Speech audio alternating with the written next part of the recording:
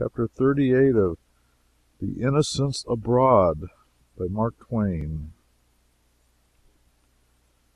We returned to Constantinople, and after a day or two spent in exhausting marches about the city and voyages up the Golden Horn in kayaks, we steamed away again. We passed through the Sea of Marmora and the Dardanelles and steered for a new land, a new one to us at least, Asia. We had as yet only acquired a bowing acquaintance with it through pleasure excursions to Scutari and the regions round about. We passed between Lemnos and Mytilene and saw them as we had seen Elba and the Balearic Isles, mere bulky shapes with the softening mists of distance upon them, whales in a fog, as it were. Then we held our course southward and began to read up celebrated Smyrna. At all hours of the day and night the sailors in the forecastle amused themselves and aggravated us by burlesquing our visit to royalty. The opening paragraph of our address to the Emperor was framed as follows: "We are a handful of private citizens of America, traveling simply for recreation and unostentatiously, as becomes our unofficial state, and therefore we have no excuse to tender for presenting ourselves before your Majesty, save the desire of offering our grateful acknowledgments to the Lord of the realm, which, through good and through evil report, has been the steadfast friend of the land we love so well." The third cook, crowned with a resplendent tin basin and wrapped royally in a tablecloth mottled with grease spots and coffee stains, and bearing a scepter that looked strangely like a belaying pin, walked upon the dilapidated carpet and perched himself on the capstan, careless of the flying spray. His tarred and weather-beaten chamberlains, dukes, and lord high admirals surrounded him, arrayed in all the pomp that spare tarpaulins and remnants of old sails could furnish. Then the visiting watch below, transformed into graceless ladies and uncouth pilgrims by rude travesties upon waterfalls, hoop skirts, white kid gloves, and swallowtail coats, moved solemnly up the companionway and, bowing low, began a system of complicated and extraordinary smiling which few monarchs could look upon and live.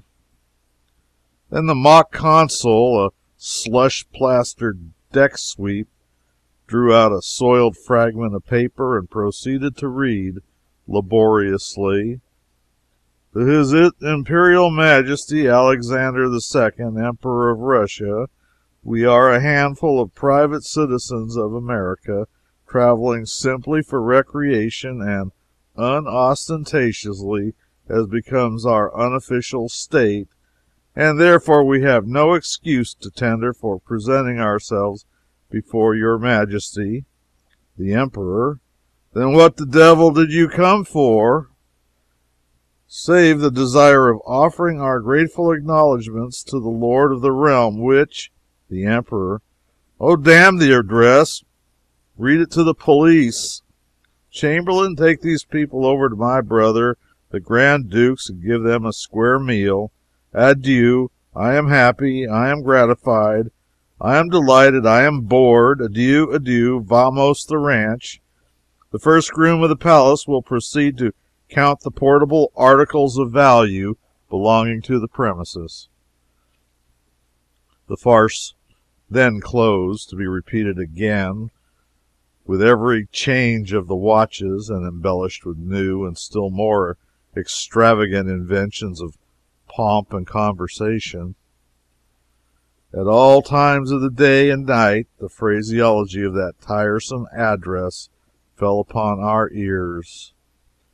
Grimy sailors came down out of the foretop, placidly announcing themselves as a handful of private citizens of America traveling simply for recreation and unostentatiously, etc. The coal passers moved to their duties in the profound depths of the ship, explaining the blackness of their faces and their uncouthness of dress with a reminder that they were a handful of private citizens traveling simply for recreation, etc. And when the cry rang through the vessel at midnight, 8 bells, larboard watch, turn out, the larboard watch came gaping and stretching out of their den with the everlasting formula, "Aye, aye, sir, we are a handful of private citizens of America, traveling simply for recreation and unostentatiously as becomes our unofficial state." As I was a member of the committee and helped to frame the address, these sarcasms came home to me. I never heard a sailor proclaiming himself as a handful of American citizens traveling for recreation, but I wished he might trip and fall overboard and so reduce his handful by one individual at least. I never was so tired of any one phrase as the sailors made me of the opening sentence of the address to the Emperor of Russia. This seaport of Smyrna, our first notable acquaintance in Asia, is a closely packed city of 130,000 inhabitants, and like Constantinople, it has no outskirts. It is as closely packed at its outer edges as it is in the center, and then the habitations leave suddenly off, and the plain beyond seems houseless. It is just like any other Oriental city, that is to say, its Muslim houses are heavy and dark, and as comfortless as so many tombs. Its streets are crooked, rudely and roughly paved, and as narrow as an ordinary staircase. The streets uniformly carry a man to any other place than the one he wants to go to, and surprise him by landing him in the most unexpected localities. Business is chiefly carried on in great covered bazaars, celled like a honeycomb with innumerable shops no larger than a common closet, and the whole hive cut up into a maze of alleys about wide enough to accommodate a laden camel, and well calculated to confuse a stranger and eventually lose him. Everywhere there is dirt, everywhere there are fleas, everywhere there are lean, broken-hearted dogs. Every alley is thronged with people. Wherever you look, your eye rests upon a wild masquerade of extravagant costumes. The workshops are all open to the streets, and the workmen visible. All manner of sounds assail the ear, and over them all rings out the muezzin's cry from some tall minaret, calling the faithful vagabonds to prayer, and superior to the call to prayer. The noises in the streets, the interest of the costumes, superior to everything and claiming the bulk of attention first, last, and all the time, is a combination of Mohammedan sketches to which the smell of even a Chinese quarter would be as pleasant as the roasting odors of the fatted calf to the nostrils of the returning prodigal. Such is Oriental luxury, such is Oriental splendor. We read about it all our days, but we comprehend it not until we see it. Smyrna is a very old city. Its name occurs several times in the Bible. One or two of the disciples of Christ visited it, and here was located one of the original 7 apocalyptic churches spoken of in Revelations. These churches were symbolized in the scriptures as candlesticks, and on certain conditions there was a sort of implied promise that Smyrna should be endowed with a crown of life. She was to be faithful unto death. Those were the terms. She has not kept up her faith straight along, but the pilgrims that wander hither consider that she has come near enough to it to save her, and so they point to the fact that Smyrna today wears her crown of life and is a great city with a great commerce and full of energy, while the cities herein were located the other 6 churches, unto which no crown of life was promised, have vanished from the earth. So Smyrna really still possesses her crown of life in a business point of view. Her career for 18 centuries has been a checkered one, and she's been under the rule of princes of many creeds. Yet there's been no season during all that time, as far as we know, and during such seasons as she was inhabited at all, that she has been without her little community of Christians, faithful unto death. Hers was the only church against which no threats were implied in the Revelations, and the only one which survived. With Ephesus, 40 miles from here, where was located another of the 7 churches, the case was different. The candlestick has been removed from Ephesus. Her light has been put out. Pilgrims, always prone to find prophecies in the Bible, often where none exist, speak cheerfully and complacently of poor, ruined Ephesus as the victim of prophecy. And yet, there's no sentence that promises without due qualification the destruction of the city.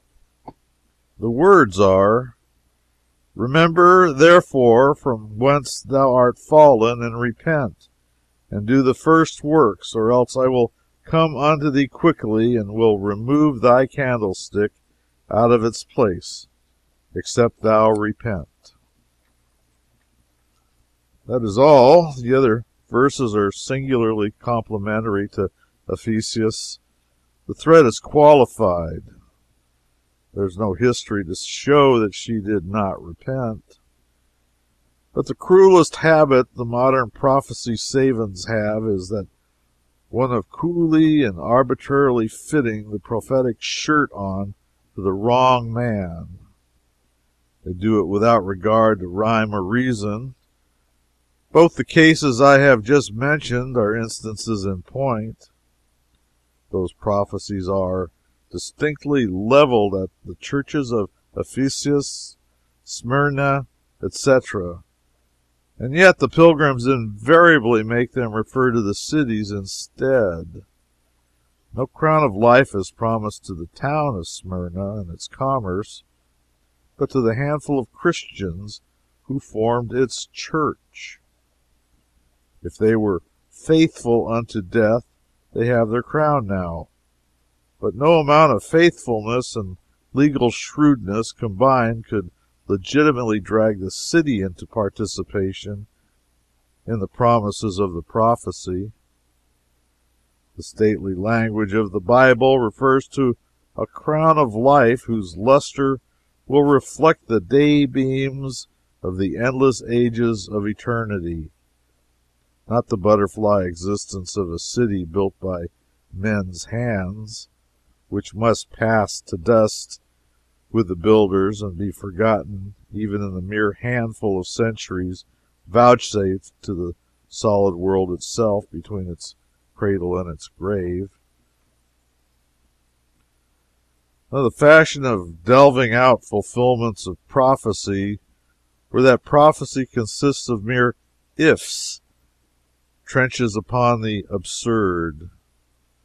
Suppose 1,000 years from now a malarious swamp builds itself up in the shallow harbor of Smyrna, or something else kills the town, and suppose also that, Within that time, the swamp that has filled the renowned harbor of Ephesus and rendered her ancient site deadly and uninhabitable today becomes hard and healthy ground.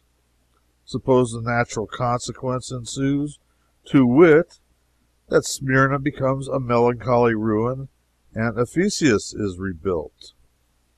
What would the Prophecy-Savans say? They would coolly skip over our age of the world and say, Smyrna was not faithful unto death, and so her crown of life was denied her. Ephesus repented, and lo, her candlestick was not removed. Behold these evidences. How wonderful is prophecy!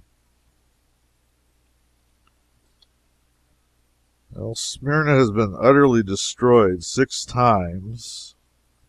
If her crown of life had been an insurance policy, she would have had the opportunity to collect on it the first time she fell.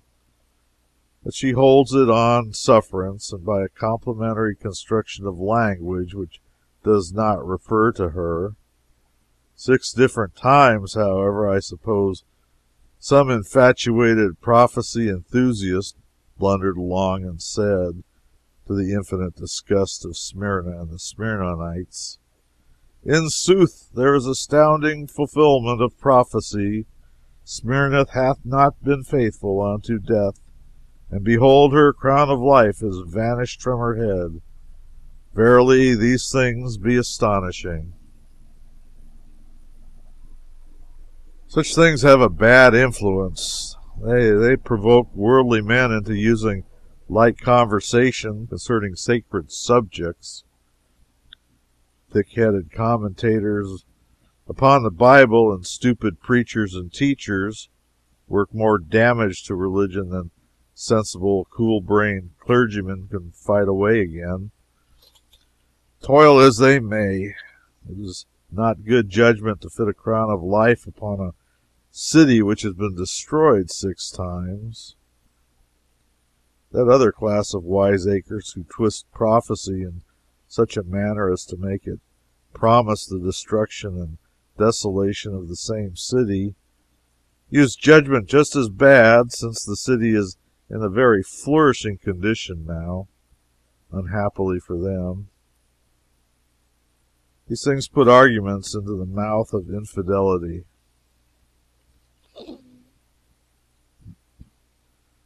A portion of the city is pretty exclusively Turkish. The Jews have a quarter to themselves, the Franks another quarter. So also with the Armenians. The Armenians, of course, are Christians. Their houses are large, clean, airy, handsomely paved with black and white squares of marble, and in the center of many of them is a square court which has in it a luxuriant flower garden and a sparkling fountain. The doors of all the rooms open on this. A very wide hall leads to the street door, and in this the women sit the most of the day.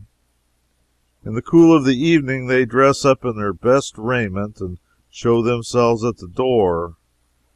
They are all comely of countenance and exceedingly neat and cleanly. They look as if they were just out of a bandbox. Some of the young ladies, many of them, I may say, are even very beautiful. They average a shade better than American girls, which treasonable words I pray may be forgiven me. They are very sociable and will smile back when a stranger smiles at them, bow back when he bows, and talk back if he speaks to them. No introduction is required.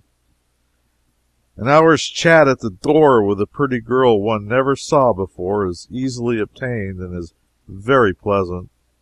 I have tried it. I could not talk anything but English, and the girl knew nothing but Greek or Armenian, but some such barbarous tongue, but we got along very well. I find that in cases like these, the fact that you cannot comprehend each other isn't much of a drawback. In that Russian town of Yalta, I danced an astonishing sort of dance an hour long, and one I'd not heard of before, with a very pretty girl. We talked incessantly and laughed exhaustingly, and neither one ever knew what the other was driving at, but it was splendid. There were 20 people in the set, and the dance was very lively and complicated. It was complicated enough without me. With me, it was more so. I threw in a figure now and then that surprised those Russians. But I have never ceased to think of that girl. I have written to her, but I cannot direct the epistle because her name is one of those 9-jointed Russian affairs, and there are not letters enough in our alphabet to hold out. I'm not reckless enough to try to pronounce it when I'm awake, but I make a stagger at it in my dreams and get up with a lockjaw in the morning. I'm fading. I do not take my meals now with any sort of regularity. Her dear name haunts me still in my dreams. It is awful on teeth. It never comes out of my mouth, but it fetches an old snag along with it. And then the lockjaw closes down and nips off a couple of the last syllables, but they taste good. Coming through the Dardanelles, we saw camel trains on shore with the glasses, but we were never close to one till we got to Smyrna. These camels are very much larger than the scrawny specimen one sees in the menagerie. They stride along those streets in single file, a dozen in a train, with heavy loads on their backs, and a fancy-looking Negro in Turkish costume, or an Arab preceding them on a little donkey, and completely overshadowed and rendered insignificant by the huge beasts. To see a camel train laden with the spices of Arabia and the rare fabrics of Persia come marching through the narrow alleys of the bazaar, among porters with their burdens, money changers, lamp merchants, al-nashars in the glassware business, portly cross-legged Turks smoking the famous narghili, and the crowds drifting to and fro in the fanciful costumes of the East. It is a genuine revelation of the Orient. The picture lacks nothing. It casts you back at once into your forgotten boyhood, and again you dream over the wonders of the Arabian Nights. Again your companions are princes. Your lord is the Caliph Harun al-Rashid, and your servants are terrific giants and genii that come with smoke and lightning and thunder and go as a storm goes when they depart.